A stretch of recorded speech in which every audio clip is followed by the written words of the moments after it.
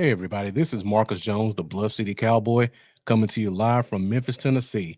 And today I'm going to cover a topic that we covered on last night's episode of the Fifth Quarter podcast. Last night we talked about free agency and the different types of contracts and the different types of tenders that players receive. Another big topic we talked about was contract restructures. So I just want to go through this again briefly just to explain to Cowboys Nation exactly how contract restructures work.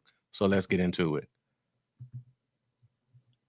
The first thing to remember about a contract restructure is the player does not take a pay cut. I want to reiterate that the player does not take a pay cut. The contract in its form stays exactly the same. The only thing that happens is the money is restructured. That's why it's called a restructure. The money is restructured, and the money on their current contract year is shifted around. And typically, this money is converted into signing bonus and spread out over the life of the contract.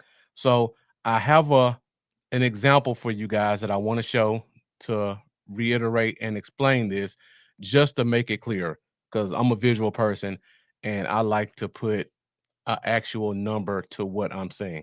So let's take a look at this example that I created to explain how contract restructures work. Now, this is an imaginary player, but the numbers are still applicable.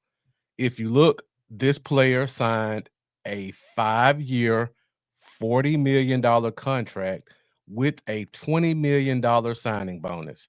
So, for you guys that are familiar with how a contract is structured, you have your base salary. That's what they're actually getting paid every year. Then you have your signing bonus. So if a player has a signing bonus, it's normally spread out over the life of the contract.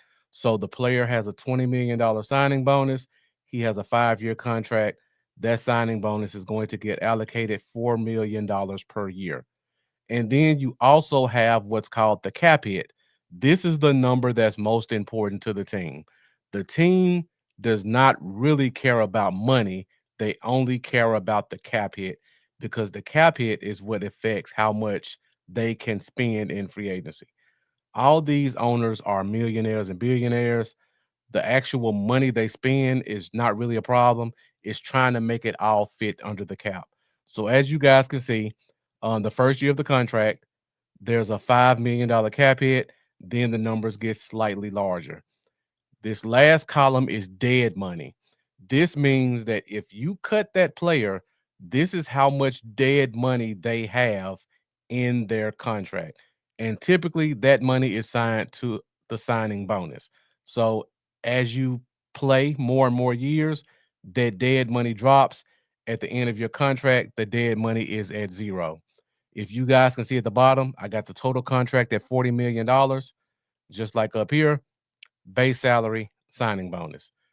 All right, so let's assume that this team who signed this player operates like the Dallas Cowboys.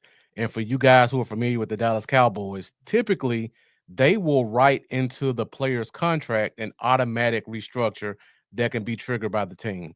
And that's typically in year 2 of the deal. So let's assume in year 2 of the deal, the team decides to restructure this player's contract. So this player currently has a base salary of $6 million. What a restructure does is instead of that player getting paid $6 million over the course of the season, they will get one check in April to cover the amount of the restructure. So instead of having to wait for 17 weeks to get all their money, they get it all on day one of whenever they restructure. What that also does is the lump sum that they receive, it gets spread out over the life of the contract, similar to how a signing bonus is. So let's assume year 2, the team is getting low on salary cap space. As you can see, this player is making $6 million. His cap hit is $10 million for this year. We're going to restructure his deal. And when you restructure, The lowest amount that you can bring a player's salary down is to the veteran minimum. The veteran minimum is about $1 million. So we'll take this base salary down to $1 million. Now we have to spread the $5 million we restructured over the life of the contract. Most teams do this over a 5-year period. So in the restructure column, we're going to go 1 million, 2 million, 3 million, 4 million. So as you guys can see, we've restructured 4 years, but the contract only has 4 years left. We had $5 million. Now, teams typically have two options. They can spread it evenly and do 1.25, and that gives you $5 million, as you can see right here. Most teams don't like to do that. So what they will do is they will add what's called a dummy year to the contract.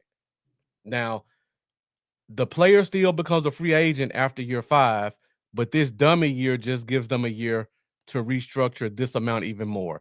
So instead of doing 1.25, we'll do 1 million every year and then 1 million in that dummy year.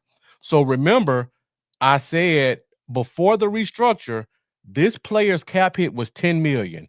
We just saved $4 million on the cap by restructuring his deal. So instead of having a $10 million cap hit, we have a $6 million cap hit. The player still gets his $6 million for the year. He gets his $1 million base salary, plus he gets this $5 million that was restructured. And as you can see, the total contract at the bottom does not change. It's still at 40 million. The only thing that changed is how the money was allocated. So that's pretty much what happens with a restructure. One more thing I want to talk about before we get out of here is the dead money. As you guys can see, the dead money figures increase slightly. So instead of this year being 0, this dummy year has 1 million left. So what that means is after this player plays out his contract, if he plays out the contract, the team is going to have $1 million in dead money. Now, what typically happens for most teams is they'll cut the player right here in the last year of their deal.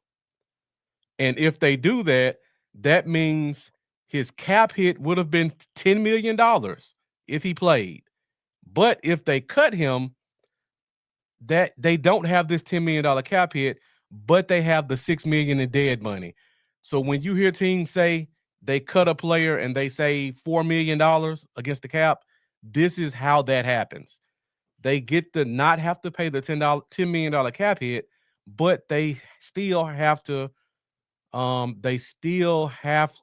account for the $6 million in dead money. These are all very typical, very common things that happen with every contract. That's pretty much all I have in terms of restructures.